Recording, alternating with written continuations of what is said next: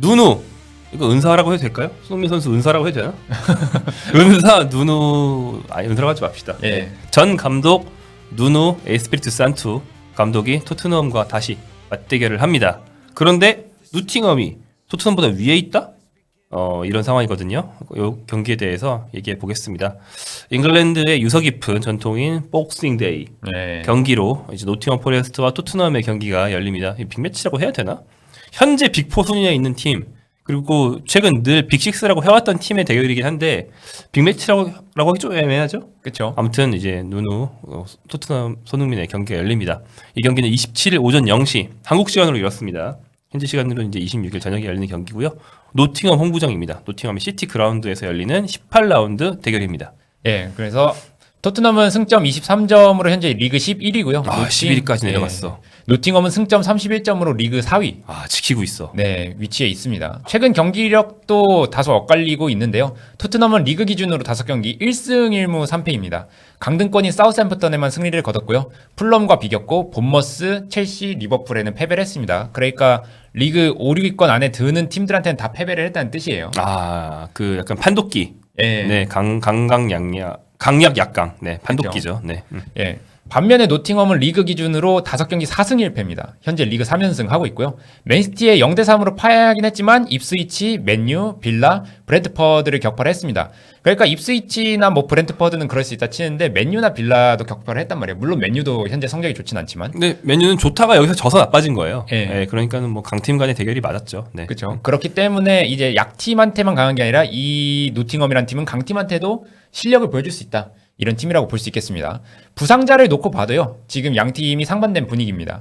토트넘은 크리스티안 로메로, 미키 판더벤, 굴리에모 빌카리오 등 수비와 골키퍼 주전이 모두 없고요. 그렇죠. 벤 데이비스도 이번 경기에 출장할지 말지 현재 불투명한 상황입니다. 우리 말디니가. 네. 예.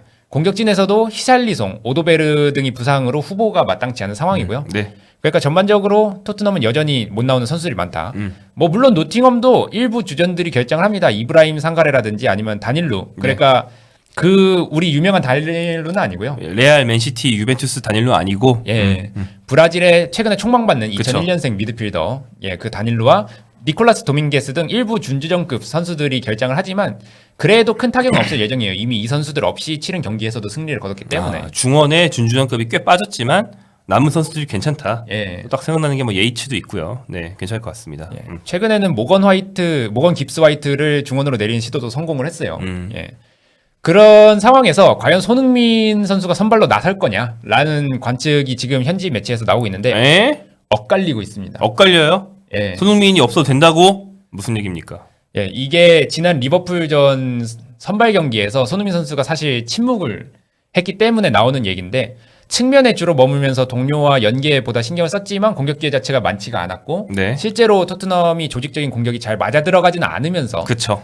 예, 선발 공격진 중에서는 가장 안 좋은 평가를 받았습니다. 결과적으로 솔랑케, 클루셉스키, 메디슨은 다 득점을 했으니까요. 그렇기 때문에 현지 매체에서 예상하는 손흥민에 대한 선발 여부도 엇갈리는 상황입니다. 런던 지역지 중 한 곳인 더 스탠다드, 이브닝 스탠다드로 더 유명한 이 매체는 손흥민이 선발로 될 거라 예측을 했습니다. 어허. 그래서 솔랑케, 메디슨, 콜루셉스키 지난 리버풀전에서 함께했던 이런 공격진과 같이 선발로 나올 거다라고 예측을 했고요. 네. 반면에 풋볼 런던은 손흥민 선발 제외가 지배적이다라고 그렇게 관측을 내놨습니다. 토트넘 내부 소식을 잘 알고 있다고 알려진 알레스테어 골드 기자는 손흥민 대신에 브레넌 존슨이 선발로 나설 것이다. 존슨, 메디슨, 클로세스키? 예. 그럼 위에 라인업이랑 공격진에서는 손흥민 대신 존슨이 들어오는 것만 다르고요. 그쵸? 사실 수비진도 별로 다르게 크지는 않거든요. 그래서 거의 뭐 전체 중에서 한 두어 자리 바뀌었는데 그 중에 하나가 손흥민이네요. 예.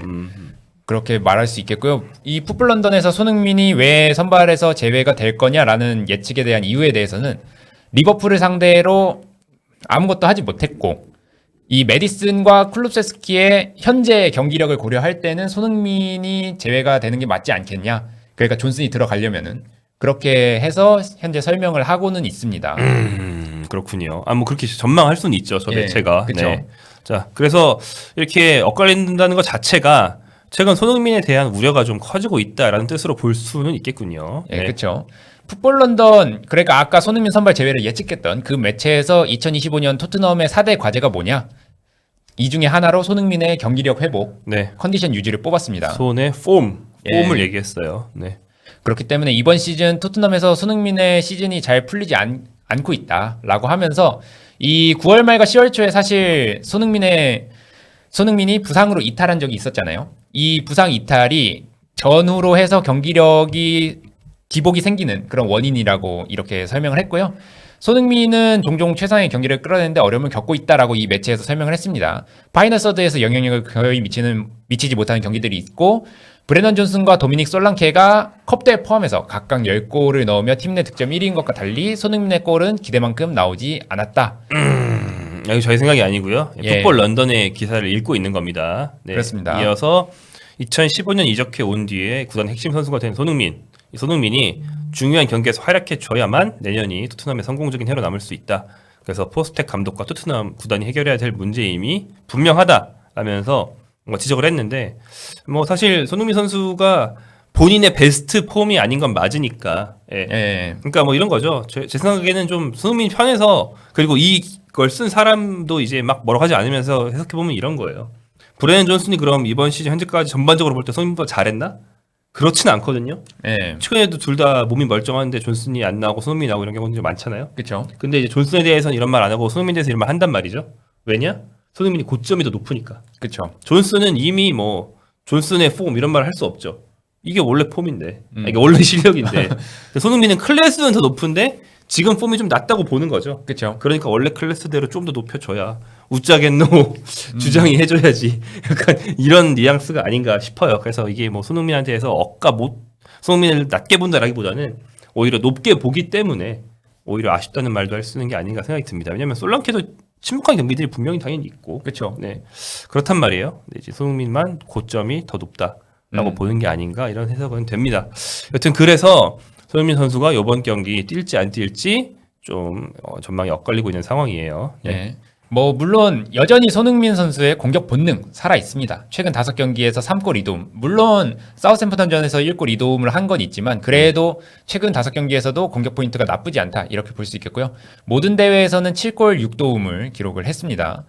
물론 손흥민 선수가 지금까지 보여줬던 이제 월드 클래스에 가까운 이 실력 이거를 고려한다면은 조금 더 나아졌으면 좋겠다라는 그런 관측도 있지만 그럼에도 불구하고 여전히 토트넘의 핵심이 손흥민이라는 사실은 변함이 없고요. 네, 그러니까 이제 더 잘해줘라. 예. 우짜겐노 예술에 나오는 거죠. 네. 그렇죠. 이 손흥민 선발의 설령 제외가 되더라도 이것이 뭐 실제로 경기력이 정말 나빠서라기보다는 이제 빡빡한 일정을 앞두고 있는 토트넘이 그 의도적으로 손흥민 선수를 교체로 출발시킬 수는 있다. 이렇게는 볼 수 있겠습니다. 그래서 현지에서도 현재 손흥민 선발 관측은 엇갈리고 있고요. 네, 그러니까 지금 말씀하신 건 김희중 기자 생각인데, 예. 네, 설령 손흥민을 선발로 안 쓰더라도 이건 이제 체력 안배 차원에서 그런 거지 생실력으로 존슨한테 밀린 건 아닐 것이다. 예. 뭐 이런 얘기가 되겠습니다. 네. 그렇습니다. 이 경기에서 또 다른 이제 관전 포인트가 있다라고 하면은 7경기 징계를 마치고 돌아오는 벤탄쿠르라고 할 수 있겠는데요. 네. 예. 벤탄쿠르는 지난 6월에 뭐 다들 알다시피 손흥민 선수와 관련한 이제 동양인 인종차별 발언을 해서 FA로부터 이제 7경기 징계와 10만 파운드 약 1억 8천만 원 상당의 벌금을 부과받았습니다. 물론 벤탄쿠르는 당연히 억울함을 호소했고 토트넘도 항소를 했지만 받지 않았고요. 리버풀전을 끝으로 징계가 끝났습니다. 이제 벤탄쿠르 선수는 리그에 복귀를 합니다. 아마 이브 비수마를 밀어내고 이번 경기 선발로 나설 게 유력하고요. 이번 시즌 포스테코글로 감독도 시간이 지날수록 비수마보다는 벤탄쿠르를 더 신뢰하는 그런 모습을 보여준 만큼 그렇죠. 벤탄쿠르가 선발로 나설 가능성이 높습니다. 그리고 국내 대회는 나서지 못했지만 유로파 리그에서 뛰면서 벤탄쿠르가 실전 감각도 유지를 한 편이거든요. 그렇기 때문에 무리 없이 선발로 나설 거라 생각을 하고 비스마보다는 확실히 벤탄쿠르가 공을 다루고 조율하는 데는 강점이 있어요. 그렇기 때문에 지난 경기에서 보여줬던 그런 아쉬운 이런 공순환 이런 관련한 모습들이 벤탄쿠르를 통해서 변화할 수 있을지도 한번 지켜볼 만 하겠습니다. 네, 이 두 선수 다 타고난 완전 좀 6번 수비형 미드필더. 자기 자리를 지키는 데 중점을 둔다보다는 박투박 성향이 있죠. 그렇죠. 네. 근데 이제 그것들 중에서도 비수마가 포스트코글로 감독 부임 직후에 막 사르랑 잘했던 것처럼 앞으로 막 밀고 올라가고 가끔 골 노리려 막 전진하고 이런 쪽이라면 벤탄쿠르는 그래도 기본적으로는 좀 테크니션의 성격이 비수마보다 높다 보니까 네. 수미를 시키면 잘 안 올라가고 뒤에서 공을 좀 돌립니다. 그래서 성향이 좀 다르죠. 그래서 뭐 벤탄쿠르를 선발로 써서 안정적으로 하다가 흐름을 바꿔야 될 것 같으면은 수미 교체, 예. 벤탄쿠르 빼고 비수마를 넣으면 에너지 레벨 강화, 뭐 이런 식으로 한 경기들도 제가 기억이 나고요. 네, 그래서 두 선수가 성향이 좀 다릅니다. 실력 차도 실력 차지만 성향이 좀 다르기 때문에 벤탄쿠르가 좀 이런 상대가 역습을 많이 하고 그런 팀이잖아요. 네. 노팅엄이. 그래서 이런 경기에선 좀 안정적으로 하기 위해서 필요하지 않나. 체력도 당연히 충전이 돼 있을 거고요. 그런 생각을 할 수 있겠습니다. 자, 근데 이제 말씀드린 것처럼 누누와의 대결이고 누누는 굉장히 잘하고 있어요. 그렇죠. 뭐 누누 감독은 중하위권을 이제 중상위권으로 끌어올리는, 잘하면 상위권까지 끌어올리는 능력은 이미 입증이 됐어요. 울버햄턴에서. 예. 네. 울버햄턴 이끌고 프리미어리그 승격도 했고요. 7위, 최고 순위가 7위로 중상위권으로 프리미어리그 잔류도 했고요. 유로파도 나갔죠. 그래서. 예, 그렇습니다. 그렇기 때문에 이제 2021, 2022 시즌을 앞두고 토트넘에 부임을 했으나 여기서는 이제 무리하게 자신이 잘하는 선수비 후역습이 아니라 무리하게 공격적인 포백을 이식하려다가 실패하면서 리그 10경기 만에 경질이 됐죠. 첫 경기가 제일 좋았죠. 예. 첫 경기에서 맨시티 상대로는 하던 대로 하면 되겠는데? 예. 약간 울버햄턴 시절에 토트넘 만난 기분으로 그렇죠. 내가 토트넘을 잡았지만 맨시티 상대로는 지켜야지. 그래가지고 이제 손흥민 선수를 활용한 역습 한 방으로 맨시티를 잡았던 게 눈에 선한데 그 시작이 고점이었고 그렇죠. 그 뒤로 이제 토트넘보다 전력상 약한 팀들을 잡으려고 뭐 공격적으로 해보고 에메르송 로얄 너로 정했다. 네가 내 팀 핵심이야.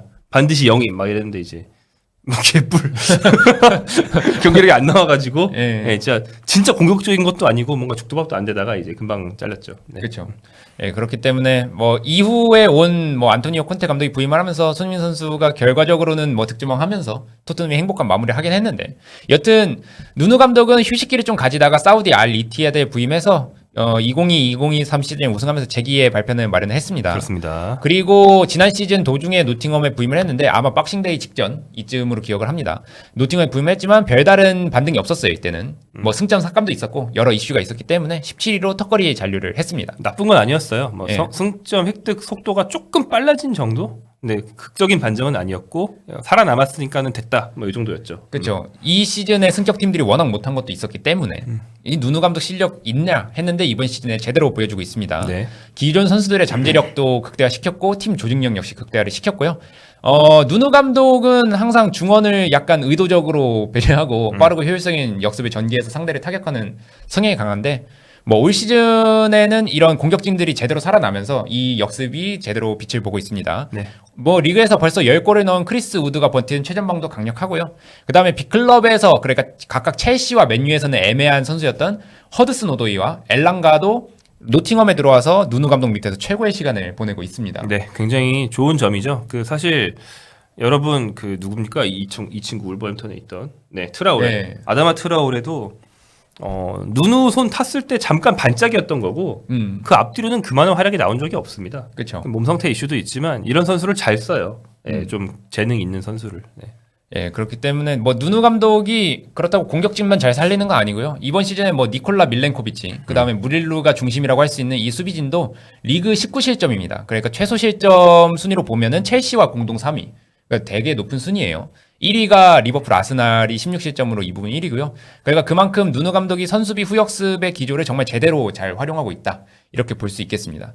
그렇기 때문에 더 토트넘에는 불안한 점이 있는 거죠. 현재 드라구신과 아치그레이로 이루어진 센터백 조합이 가장 약점이라고 할 수 있겠는데, 역습이 강한 노팅엄을 어떻게 막아 세울 거냐. 이게 지상 과제라고 볼 수 있겠고, 지난 경기에서 6골을 넣었던 리버풀의 흐라번 베르흐는 토트넘을 오른쪽으로 몰아넣고 상대 오른쪽 센터백을 압박했더니 잘 풀렸다. 그러니까 한마디로 라드 드라구신을 압박했더니 잘 풀렸다. 이렇게 얘기를 하면서 해결책까지 제시를 했습니다. 솔직히 이런 어딩 왔었지만 걔 좀 갈구니까 정신 못 차리던데 거의 뭐 이런 얘기였어요. 예, 그렇죠. 그러니까 이렇게 해결책까지 나온 상황에서 노팅엄은 역습을 무조건 할 거란 말이죠. 선수비 후역습을 할 건데 이 토트넘이 과연 이 노팅엄의 역습을 얼마나 제어할 수 있을 것이냐. 이것이 이번 경기의 관전 포인트자 토트넘이 반등을 할 수 있는 길이라고 할 수 있겠습니다. 네, 요즘 많은 팀들, 많은 감독들의 경기 스타일이 좀 통합되면서 역습 원툴인 감독이나 뭐 점유율 원툴인 감독 이런 감독들은 좀 줄어들고 있거든요. 예. 누누도 예전이랑 똑같이만 했으면 노팅엄이 뭐 끼케 한 10위 정도가 아니고 4위에 오르는 건 좀 힘들었을 텐데 그렇죠. 선수 구성에 꽤 맞춰서 그러니까 노팅엄이 약간 돈 낭비처럼 해가지고 저기 뭐야 깁스 화이트도 좀 비싸게 사왔고 이런 게 좀 있는 선수단이다 보니까 선수들의 재능 자체가 막 나쁘진 않았거든요. 그 그리스 구단주가 약간 좀 되나가나 막 사고 그랬잖아요. 그렇죠. 그러다 보니까 퍼즐을 잘 맞추는 게 중요했는데 퍼즐을 맞춰놓고 나니까 예전에 뭐 울버햄птон 이런 데에 비해서는 조금 더 공격적으로 해도 되는 선수단인 거예요. 기본적으로는 선수들이 후역습이지만 그거에만 매달리는 팀은 아니고 예. 네. 무릴로도 선수비 후역습만 할 거면 저런 센터백 쓰면 안 되거든요. 그렇죠. 무릴로는 오히려 수비에서 실수가 살짝 있는데 저 선수는 빌드업이 좋고 스피드가 좋습니다. 네. 밀렌코비치도 좀 비슷한 면이 약간 있고요. 그래서 이런 선수들의 특징을 잘 활용하고 있습니다. 그리고 저번에도 얘기했는데 노팅엄 역시 장신 선수가 많다 보니까 세트피스의 강점이 있습니다. 네. 일단 우리도 있고요. 그 무릴로는 센터백집은 약간 작지만 아무튼 센터백이기 때문에 제공권에 문제는 없고 그렇죠. 미드필더 예이치가 나온다면 예이치도 90대 장신이고 팀 제공권이 좋고 세트피스 전략이 좋아요. 또 좋은 키커들을 가지고 있고 허드슨 오도이라든지 그래서 이 팀을 상대할 때는 굉장히 세트피스를 경계해야 된다. 근데 토트넘은 뭐 우리가 여러 번 얘기했지만 세트피스가 공수장면에서 막 좋지는 않거든요. 그렇죠. 네, 그래서 좀 조심할 필요가 있는 그런 상황이다. 좋진 않다. 상성상 좋지 않다. 예. 물론 토트넘이 상성상 누구랑 좋겠냐마는 요즘 토트넘은 아무랑도 안 좋긴 한데 특히 안 좋습니다. 예. 네, 그래서 쉽지 않은 경기 될 것으로 보이고 뭐 포스트코글 감독이 전반적인 경기 콘셉트를 수정할 생각이 없다면 부분적인 분석은 하고 나와야 됩니다. 예. 상대가 이렇게 압박을 하고 들어올 거라면 이쪽이 이렇게 된다 이런 부분적인 분석은 하고 나와야만 경기를 잘 치를 수 있을 것으로 기대합니다. 굉장히 어려운 경기가 될 건데 그래도 이제 박싱데이 원정 가는 경기인데 런던의 수많은 북런던의 토트넘 팬 어린이들에게 이 손흥민 선수가 희망을 줄 수 있었으면 좋겠다. 그러려면 일단 나와야 된다. 예, 그것조차 현재 불투명한 전망이 있기 때문에 일단 나오는지부터 보고 저희는 이제 출장 및 활약을 좀 기대해 보도록 하겠습니다.